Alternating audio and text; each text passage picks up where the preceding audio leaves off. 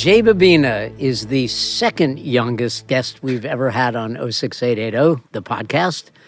He also has one of the most interesting stories of the 130 or so guests we've had. All I will say is this. Jay is the founder, curator, and driving force behind one of the most unique places in Westport, the Westport Tech Museum. So, Jay, welcome to 06880, the podcast. Thank you. Thank you for having me. It's a great story. Thank you. So, you were always a tech kid, right? Oh, yeah. Yeah. So, my there's a lot of family history of technology. And so my great-grandfather, who was John Babina Sr., he worked at General Electric Bridgeport during World War II. And he was like a physicist, and he engineered a solution to reduce feedback in radar systems right at the height of the war, and it was considered like a top secret patent at the time, and so because of that, my grandfather John Babina Jr. and he had gotten into radio, and with my grandmother Carol, they started WMNR Fine Arts Radio in Monroe, Connecticut. And if you're a Westport, you've been in Westport for a while or in Connecticut for a while, you probably know WMNR because they've been a driving force in Connecticut for over 50 years. And so because of that history with my grandfather, my dad became a techie guy. And my dad was very into computers in the 80s. He programmed on the Commodore 64. He used to program bulletin board systems. It was internet, but pre-internet, like pre-World Wide Web. And he also was early on the internet, like businesses. In 98, 99, he started BeanieNation.com, which is like the Beanie Baby auction site. And then because of all that family history, I was kind of immersed in tech, throughout my childhood too. I for my third grade science project, we had this wooden board, and there was a speaker attached to this wooden board and like some hooks, and the speaker was attached to an amp, which was attached to a computer, and I controlled the computer, and I controlled through the amp and the speaker. I got the speaker to do different vibrations, and it would make this string do different designs. It was like resonant frequencies, it was called, and that was like kind of my first time I did something techy, like for, in a tech-related area. But there's plenty of tech people who don't start their own tech museum. Oh, yeah. So the tech museum started the beginning of the tech museum started in 2018. I was in the car with my mom going to Hebrew school because I was learning for my bar mitzvah at the time.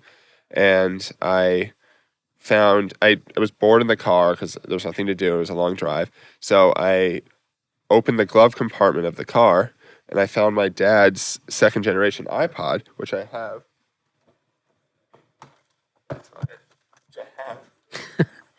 Right here.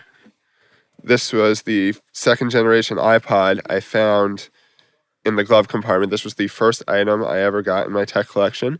And I remember I saw it, and I was like, this thing, and I thought it was so cool. And I was looking it up and the history of it, and I thought because it was just so cool to have a piece of, such an important piece of history in my hands. And I remember I brought it home that night, and I was charging it, and I got it to work, and I was listening to music on it, like the old songs my dad had on it. And I just thought it was just such a cool thing to have, like such a cool piece of history. And it kind of ignited this love of tech history in me. And throughout the next couple of months, I found a bag of my parents' old mobile devices in the basement. There was like a Palm Pilot, and there was Motorola StarTAC, which was the first flip phone. There was some BlackBerry devices, not the first iPhone, but like an older iPhone. And those were like the first items in my tech collection. And I used to carry them around in a bin. There was a little rubber collapsible bin I had. I used to carry them around. I would carry them to school and show people, and I would carry them around the house. And then if we went to a restaurant, I would carry them with me for some reason. I don't know why I did that. But it was just such a cool. I just thought that just like having these old devices were so cool, and these early items weren't like in the best condition. They were kind of beat up phones, but I had this idea. I don't know why I came up with this idea, but I remember I was in my room this was January 11th, 2020, so right before COVID, and I remember I was in my room, and it was I think it was a cold January day. It was just a Saturday day, and sitting in my room, and it was. And I was sitting in my room and I was staring at this box of phones that I had. And I had no idea where I came up with this idea, but I just decided, why don't I display these phones on the shelves on the desk in my room and I had these index cards, 3x5 index cards that I folded in half. And I hand wrote notes on them, like Motorola StarTAC 1996. And I put them right next to the items. And that was the first version of the Westport Tech Museum. Wow. And you now have how many items? Probably between 500 and 600 or more. And there are some amazingly cool items there. Oh yeah, there's some very historically significant items. Yes, there are. We were talking about my great-grandfather before. I have the actual radio that my great-grandfather and great-grandmother listened to Franklin Roosevelt declare. Well, when he announced the declaration of war on Japan on December 8th, 1941, I have the radio they listened to. And what's cool about it is it still works after 80, I think it was a 1938 radio, so 88 years. And I bought this AM transmitter, and I plug it into my tablet, and I can get FDR's original audio of him declaring war on Japan, and I play it through the actual, tubes and speaker of the radio. It's not like I have a Bluetooth speaker hidden in there. It's like I'm playing it through the radio with the original crackle, like you would hear it if you were in their living room in 1941. Long before that came the phonograph. Yes. That to me is one of the most exciting things there. Yes, I remember showing that to you in your recent article. Yeah, so that's a cool find. That was it's a really nice condition. It's an Edison phonograph. I think it was the Model B. So like 1905, 1906. And I have the original Morning Glory horn it's like floral painted. There's like hand painted flowers on the front. And looks like the RCA Victor logo. With the dog, yeah. Nipper. It's like the kind of thing you see on the RCA logo with Nipper. But it's this giant horn, and that plays. It's over 100 years old, probably 120 or so years old now, and I crank it up, and I can play the phonograph cylinders, because they weren't records then, they were cylinders, the original ones. So you play the cylinders like you would play a record. There's a needle, but it spins like this, not like this. And the telephone. Oh yeah, so the original telephones. We have the wooden, like the original wooden. I don't know if they're rosewood. I don't know what kind of wood they are, but they're the original wooden crank telephones, like the Alexander Graham Bell telephones. And there's one I have that has a longer mouthpiece, because they had mouthpieces that stuck out. And then there's the earpiece. You put the wired earpiece that you would hold up to your ear, and you would talk into the mouthpiece. But there's one I have with a longer mouthpiece, which is older. And then I have with a shorter mouthpiece, which is a younger. I mean, they're both over 100 years old, but one's a younger, one's an older. And those work. I have them attached to each other. My grandfather gave those to me, and he had altered them to use regular C batteries. So I could just put regular C batteries in, and people can talk to each other on the telephones, like the 100-year-old telephones. Where did you find them? The crank phones? The phones and the phonograph, yeah. Oh, so the crank phones my grandfather gave me, and he told me the story where he found them. He said they used to have a property on Prince Edward Island in Canada, and he said he found them there. They were burning them in the 70s, and he bought them for like $10 a piece or something, because they were burning them, I don't know why they were burning them, but he said they were burning them, and he bought them for $10 a piece then. He kept them. He said they used them in their house in the 70s to talk from upstairs to downstairs.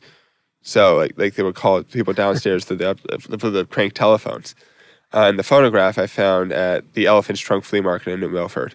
And we had been looking for one for a while, for a couple of years, but they were always some were beat up, and some didn't have nice enough horns, and you want to get one with a good horn. The horns are most of the value of these things. So,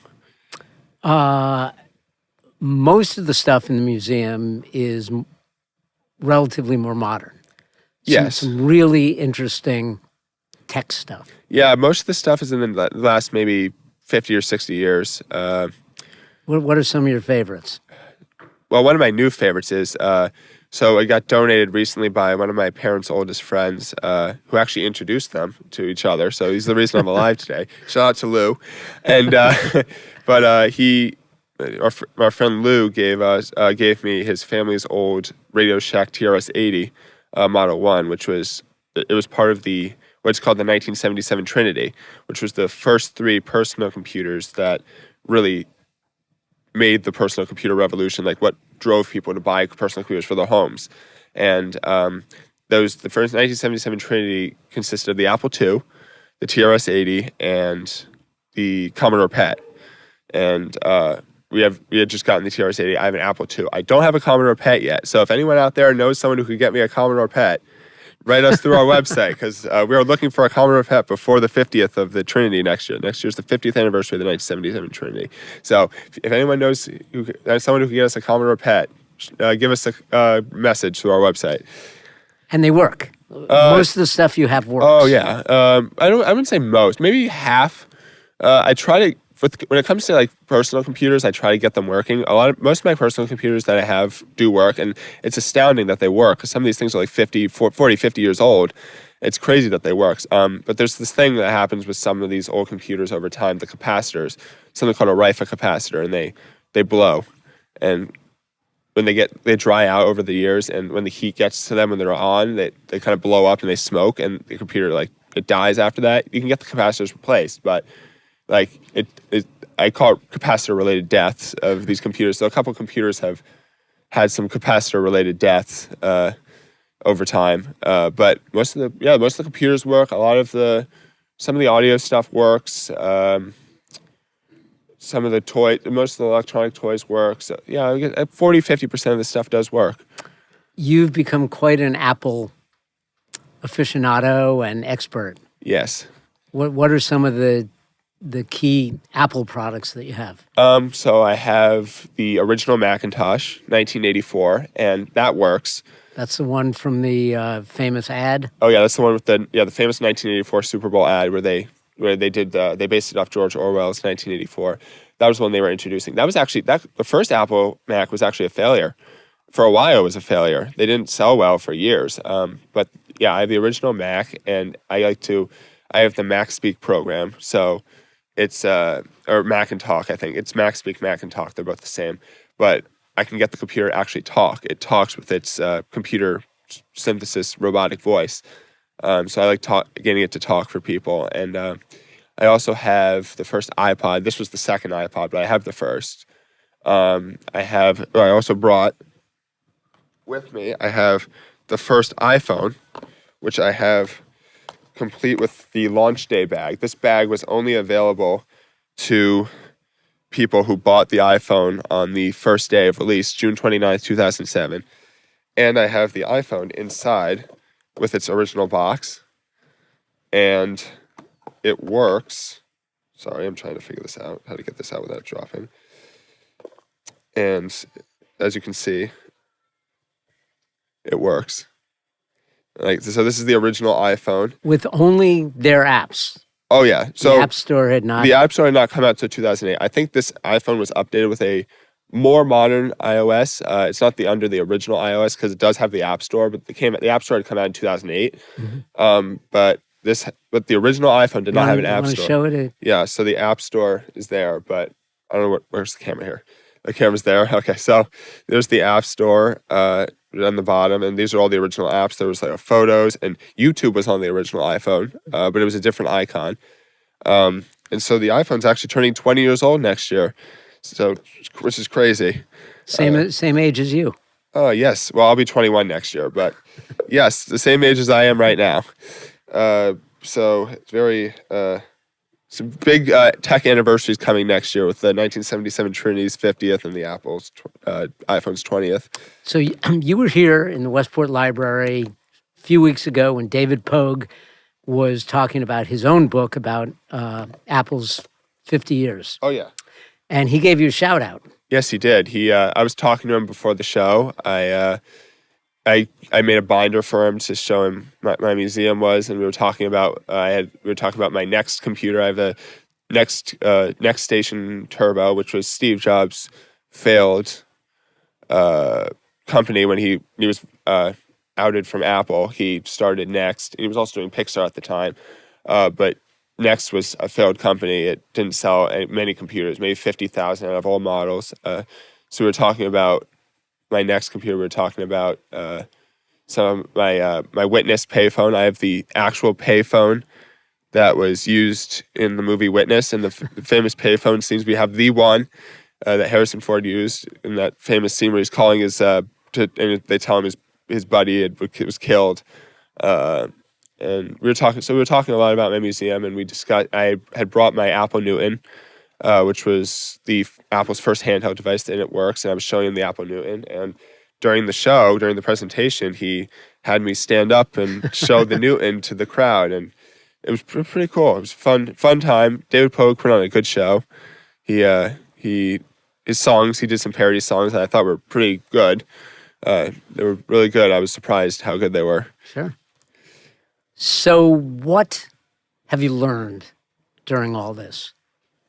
Well, the obvious one is I learned a lot about tech history. I learned a lot about how the history of tech progressed. I learned so much trivia about, firsts, like, first CD player, first DVD player, what the first of their kind was. And you've got them all. Well, yeah. So I have this special collection that is that's the biggest kind of I have like sub collections in my museum. So I have like tech toys and computers, but this biggest collection that I have is tech firsts. That's kind of what I've focused on for a while now. And so I researched what the first commercially released tech items were for each kind of item. I do first commercially released and I do first commercially successful, because they're both kind of important. Because the first commercially released may not be the first one that actually made it widely used. So, for example, a Discman, a Walkman. Well, yeah. So I have like the first CD player, which is the Sony CDP-101. I have the first commercially released DVD player, first, I'm trying to think. It's hard to finish, but first camera with a screen on it, stuff like that. So I have 115 firsts I counted. Do you have a favorite? Favorite first?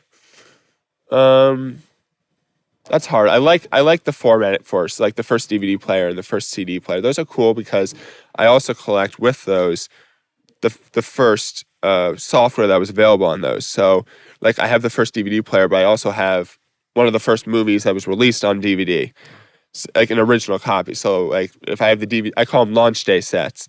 So I collect the CD player, and then I collect an original copy of one of the first CDs that was released for the CD player. So it's DVD. I have The Fugitive, but with Harrison Ford on DVD, which was one of the first movies released on DVD. And I have Simon and Garfunkel on CD, which was one of the first CDs released. And so I have these like 15 launch day sets where I bundle the hardware with the software. Where do you find it all?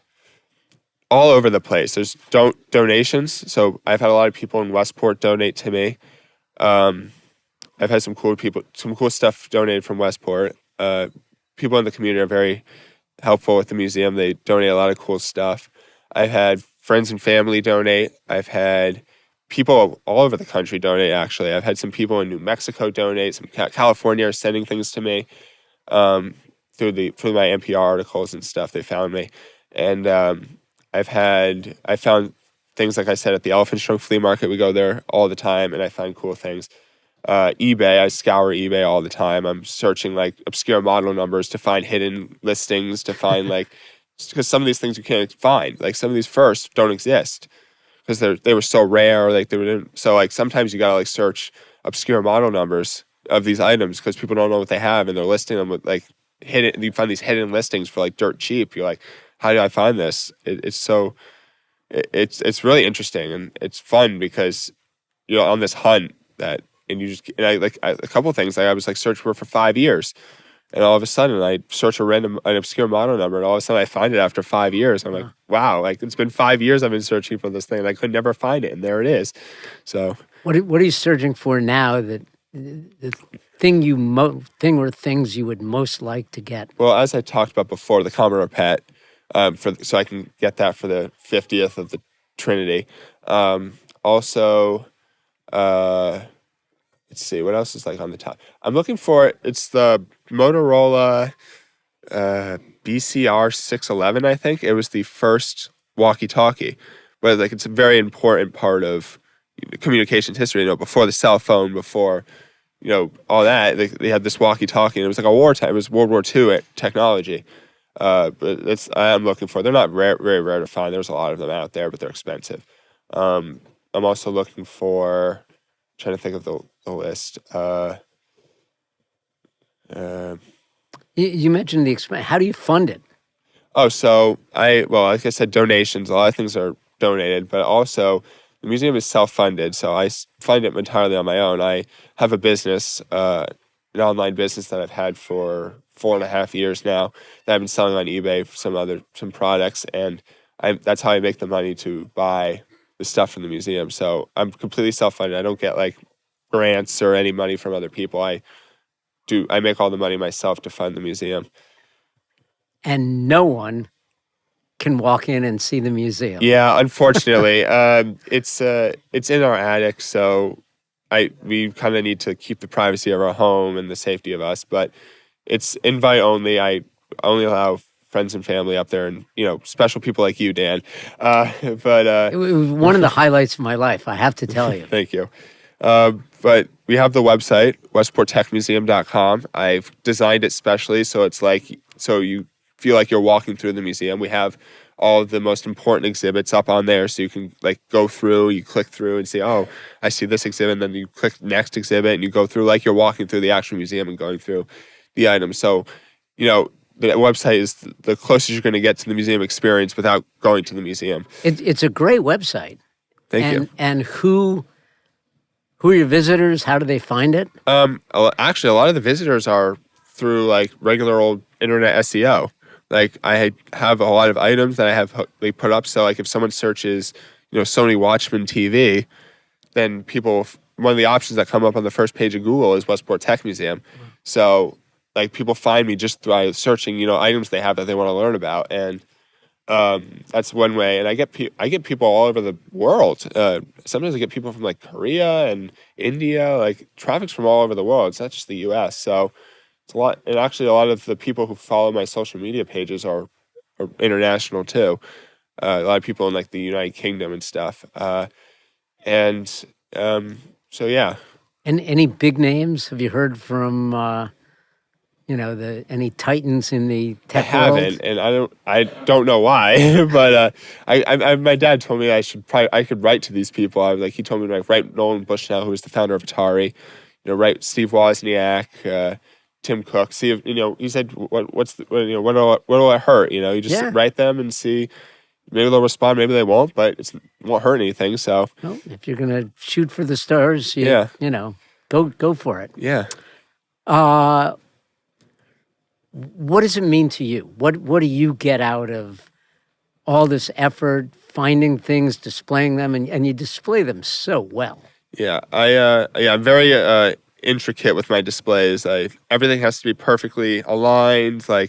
Everything has to be set up nicely and perfectly. My museum's always spotless. I have this rule that my museum always has to be visitor ready, even if I don't have visitors coming. I just want it always visitor ready because it bothers me if it's not. If I have something on the middle of the floor, I gotta clean it up because I don't want it's just this thing. But and what it means to me is I just love collecting. I just love having history and preserving history in my in my hands, in my house, and it's the museum's kind of I don't know, my baby, I guess. I spent 6.5 years doing it.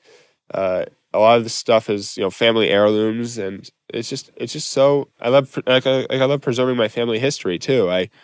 It's just preserving and about history and nostalgia. I'm a very nostalgic person too. I keep a lot of stuff from my childhood. I have all my Cars toys from the movie Cars when I was a kid. I'm just a nostalgic person in general, and I love preserving history. So it's just very important to me. So what have you learned about technology and the way it's progressed and where it's going? Some things were surprising how fast some of this technology progressed. Like if you look at my museum, you'll see like, a 1977 TRS-80, and then you look at like just like 7, 8 years later at the Macintosh, you're like, whoa, that went by fast, because all of a sudden now we have icons and a mouse and like, how did that happen so fast? Like, that's one of the things that really blew my mind when I was doing this. Is a lot of this tech stuff just moves so fast. And you don't realize it until you're in the room where you can see all this tech all over time, and you're like, wow, like even like just the crank telephones from the early 1900s to, the brick phone like 70, 80 years later, and it's like, that's pretty fast for what it was, like it's crazy. So that's one thing that blew my mind, is just how fast technology moves. And what about now? We're in the age of AI. Mm-hmm. Is there a way that you can capture the current technology? I guess, I'm sure there is a way, but I don't really focus on the current technology. Like, I kind of have a cutoff, like, date. Like, I think 2012 is the latest I have stuff from. And they're, the stuff I have from 2012 are, like, historically significant. They're not, like, random things. So, like, it's not, like, I could showcase new stuff, but I feel like it's not, I kind of like to focus on the history more than what's current. So of all the things all the items in your museum, mm-hmm. What is the one that sort of stands out to you that says, this is why I do what I do, this is sort of symbolizing everything that's here? Tough question. Yeah, it is. And the first thing that comes to my mind is something that was a family heirloom because of the family history with tech, and probably the Hallicrafters radio, the one that my great-grandparents listened to World War II on. And just because of the family history, that's where it started. My great-grandfather was the first one who did the tech stuff, and I'm John Babina the fourth. So there was John Babina Sr., John Babina Jr., John Babina III is my dad, and then me, I'm John the fourth. So there's 4 generations of Johns that were tech nerds, I guess, and of course my grandmother too, Carol. But it's like, I think the family history is very important of why I'm doing what I'm doing, and so I would say the Hallicrafters is probably one of the biggest reasons I'm doing what I'm doing. And the future John Babina the fifth. Oh, what kind of tech world is he or she going? Well, probably not she, but will they be living in? Probably one that there's not many jobs. My dad said to me recently, like, you're very good that you're doing entrepreneurship and you're studying entrepreneurship, because that's probably going to be one of the last things that are replaced. So it's going to be a tough world in the future with the technology we have. But I'm sure we'll all find a way to figure it out. And you will keep doing your museum? Yeah. I'm going to keep doing it, for the future. I don't know how long I'm going to be doing it for, but you're at Manhattanville right now. I'm going to my junior year at Manhattanville, studying business and like entrepreneurship. But for now, I don't have any plans to stop the museum. So it's it'll be keep going for a while. So hopefully, maybe I'll get it somewhere public someday. I don't know, but we'll see. So if anybody if they want to take an online tour, they go to WestportTechMuseum.com. And if they want to donate something, you can write me through WestportTechMuseum.com too. We have a contact us page on our museum. We also have a page on the museum website where you can see a list of all the items we're looking for. And we have a long list of stuff we're looking for our tech first categories. So you can look at the list, or if you have anything that, you think is interesting or you want to see if I'm interested in, just write. And I'm always, interested to see what you have. What's the most interesting question you've ever had? Interesting question. Or comment from a question or comment. Well, there was a funny story. It's more of a funny story than interesting. It was actually right after one of your articles came out. I don't know if it was the first or the second one, but there was my parents had a friend from one of their School of Rock. They do School of Rock. They had one of their friends I was meeting for the first time, and I was talking to her. She's a Westport resident, and I was talking to her, and I was saying, I was just telling her about my museum, but I think I was being humble about it. I was calling it like a collection, not a museum. And so I was telling her, I have this and this, and she was like, I just read about this kid in Dan Woog's blog who has a museum in his attic. I'll find the article and send it to your parents. You should connect with him. I'm like, that's me. And she's like, oh, that's you. Oh my God. It was so funny because we had a good laugh about it. And, I guess that was the first time I was recognized. I'm never recognized by my face or my name. Like if I'm walking down the street, people don't know who I am, but they always know the kid with the museum in his attic. So it was very interesting, funny story. It is a great museum, the Westport Tech Museum. The curator, the founder, the master, Jay Babina, thanks for being on 06880, the podcast. Yes, thank you for having me. You do a lot for Westport, Dan. So thank you. My pleasure.